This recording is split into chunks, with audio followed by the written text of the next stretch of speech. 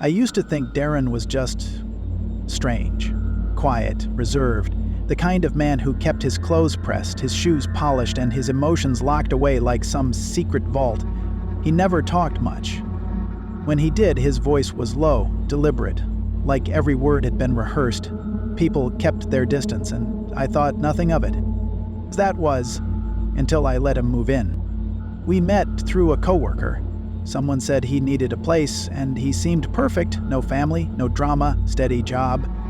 And at first, he was exactly what I wanted in a roommate. Quiet, never in my way. The silence was comfortable.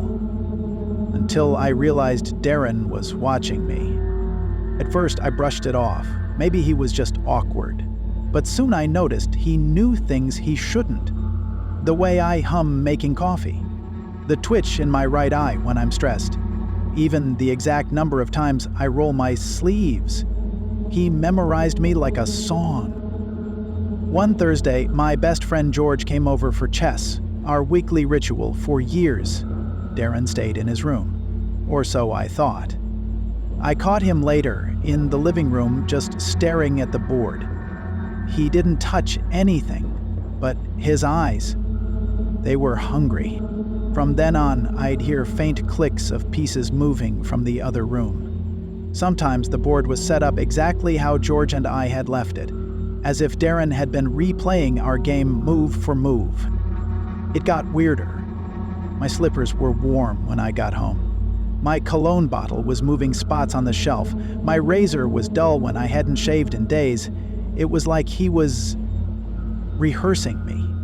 One night, I woke up at 3 a.m. to the sound of slow, deliberate footsteps in the hallway. I peeked out. Darren was standing in the dark, wearing my clothes. He didn't move, didn't speak, just stared at me. The next morning, he acted like nothing happened. But the air in the apartment was different now, heavy.